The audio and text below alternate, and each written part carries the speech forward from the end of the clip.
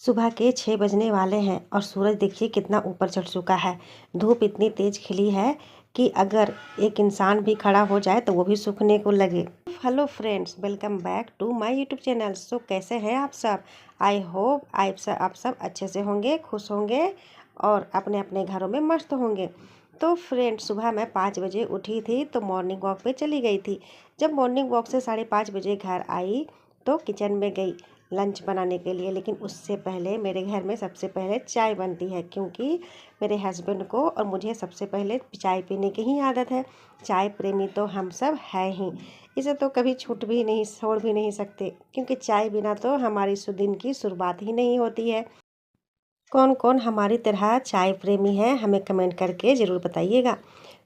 चाय पीने के बाद मैं वापस से किचन में आई हूँ लंच की तैयारी करने के लिए, क्योंकि 6:30 बजे मेरी बेटी को जाना है स्कूल।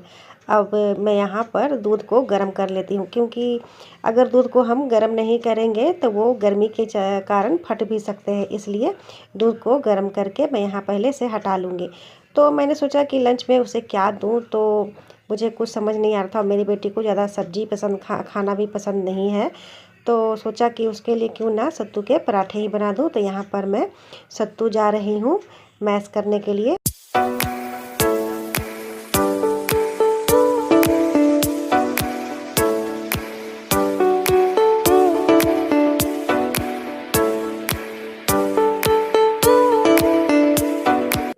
सत्तू को मैंने यहाँ पर तैयार करके रख लिया है। अब मैं यहाँ पर आटा सान लेती हूँ। आटा मैं सब लोगों के लिए ही सान रही हूँ, क्योंकि सब लोग अभी रोटी खाएंगे ही नाश्ता में, और मेरे हस्बैंड भी नाश्ता करके अपना काम के लिए बाहर निकलेंगे। इसलिए मैं आटा भी सबके लिए तैयार कर ले रही हूँ। सत्तू मैंने सिर्फ अपनी बेटी के लिए ही बनाया है।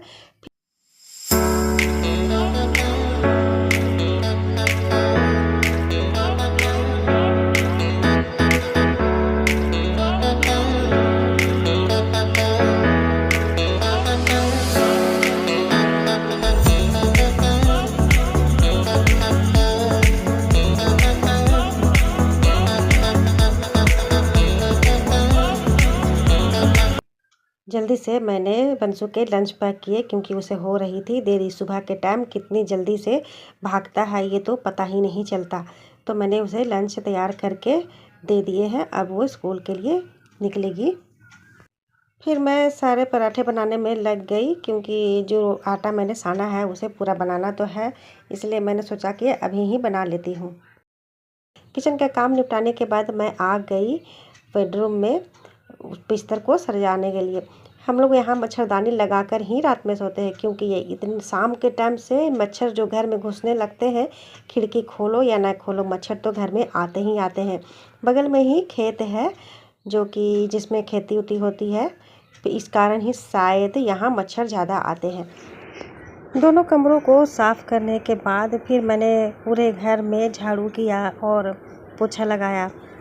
घर में रोज़ सुबह शाम झाड़ू होती है, फिर भी पता नहीं क्यों इतना कचरा घर में जमा हो ही जाता है। लगभग 10 बज चुके थे और मैं नहाकर आ चुकी थी। मैंने कपड़े वॉशिंग मशीन में डाल दिए थे धुलने के लिए, और वो धुल चुके हैं। तो मैं कपड़ों को निकाल रही थी ताकि मैं धूप में इसे डाल सकूं सूखने के लिए।